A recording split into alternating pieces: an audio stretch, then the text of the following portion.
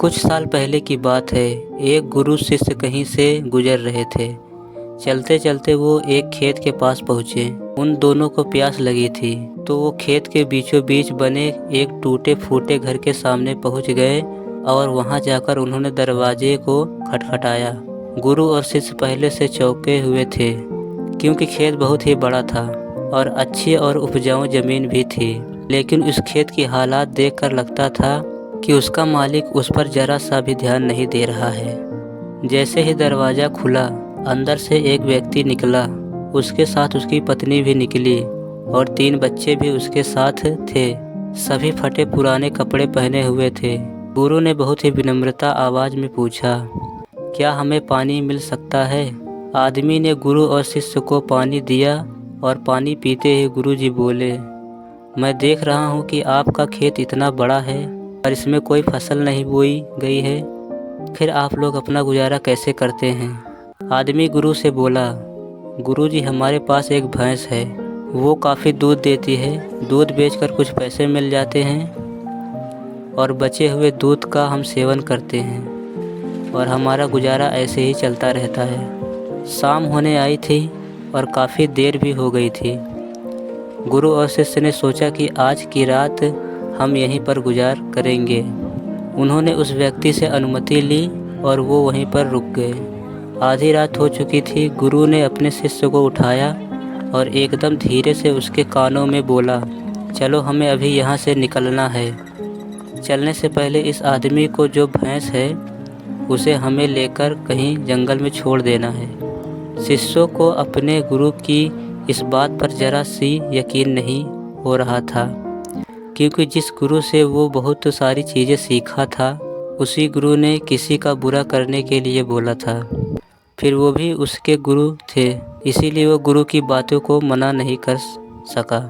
आखिर में गुरु और शिष्य जंगल की ओर निकल पड़े और भैंस को ऐसी जगह पर छोड़ दिया जहाँ से वापस आना मुश्किल था। यह घटना शिष्य के मन में बैठ गई थी और करीब 10 साल के बाद एक बड़ा गुरु बना। तब उसने सोचा क्यों ना अपनी गलती को सुधार लिया जाए और उस गलती को सुधारने के लिए उस आदमी से मिला जाए और उसकी आर्थिक मदद की जाए, जिससे उस व्यक्ति की आने वाली ज़िंदगी खुशहाल ज़िंदगी बने। कुछ समय चलने के बाद वो शिष्य वहीं पर पहुंच गया जहां वो अपने गुरु के साथ पहले पहुंचे थे, मगर वो फिर से चौंका। वहां पर उसने देखा बहुत बड़े बड़े से फल के पेड़ लगे हुए हैं, एक बड़ा सा घर बना हुआ है। शिष्य को लगा कि शायद भैंस के चले जाने के बाद वो परिवार सब कुछ बेचकर चला गया होगा, इसीलिए वापस लौटने लगा। तभी उसके उस आदमी को देखा। शिष्य उस आदमी से बोला, शायद आप मुझे नहीं पहचानते, लेकिन मैं आपको सालों पहले मिला था।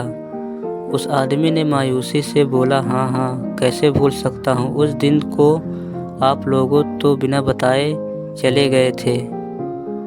उस दिन न जाने क्या हुआ। जो मेरी भैंस थी वो जाने कहाँ चली गई, आज तक नहीं लौटी। कुछ दिनों तक वो मुझे समझ ही नहीं आया कि क्या करना चाहिए और मैं क्या कर पाऊँगा, पर जीने के लिए मुझे कुछ न कुछ करना ही था। तो लकड़ियाँ काट कर बेचने का मैंने काम शुरू किया और उससे कुछ पैसे मैंने इकट्ठे किए और जो भी मेरे पैसे थे उससे मैंने अपने खेतों में फसल उगाई। आखिर में मुझे अपनी मेहनत का फल मिला। फसल बहुत ही अच्छी निकली। बेचने पर जो पैसे मिले उससे मैंने फलों के बगीचे लगवा दिए।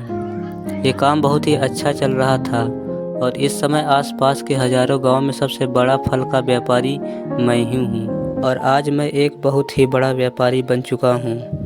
हमें इस कहानी से सीख मिलती है कि ज़िंदगी में हमें कभी निराशा नहीं करनी चाहिए।